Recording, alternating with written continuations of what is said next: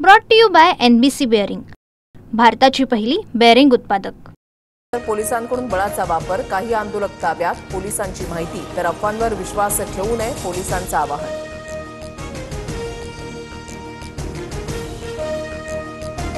पूरग्रस्तांसाठी सर्वांनी एकत्र येण्याची ही वेळ, कुणीही चिथावणी देण्याचं काम करू नये, अहिल्यानगरमधील घटनेवर सुषमा अंधारेंची प्रतिक्रिया।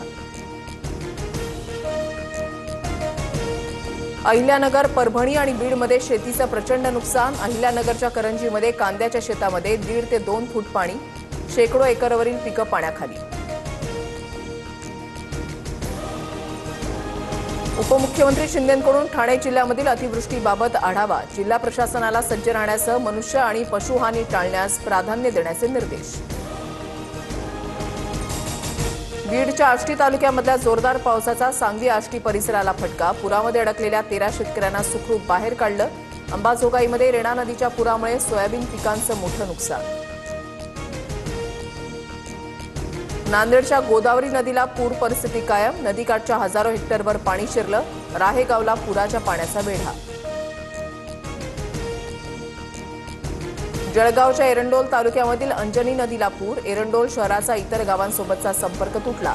एरंडोल येवला हायवेवरील वाहतूक प्रशासनाकडून बंद, खरीप पिकांचं मोठ्या प्रमाणात नुकसान।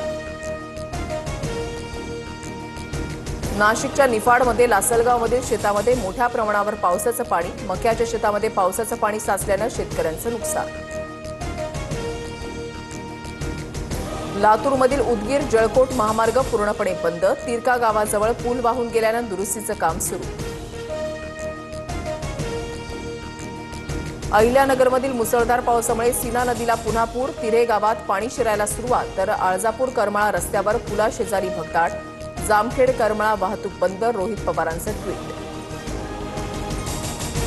आम्ही लोकांना पाण्यातून बाहेर काढलं, तुम्ही नाही, राजकारण नंतर करा, तुमची मदत वाढवा, नुसते 200 किट नको, 3000 लोकांची व्यवस्था करा, शिंदेच्या शिवसेनेच्या ज्योती वाघमारेंना सोलापूरच्या जिल्हाधिकाऱ्यांनी झापलं। छत्रपती संभाजीनगरमधील पैठण शहरात अजूनही अनेक वस्त्यांमध्ये पाणी, विलास भुमरेंसह संजय शिरसाटांकडून पाहणी, पावसामुळे उपचाराला उशीर झाल्यानं मुलीचा मृत्यू। Brought to you by NBC bearing, भारताची पहिली बेअरिंग उत्पादक।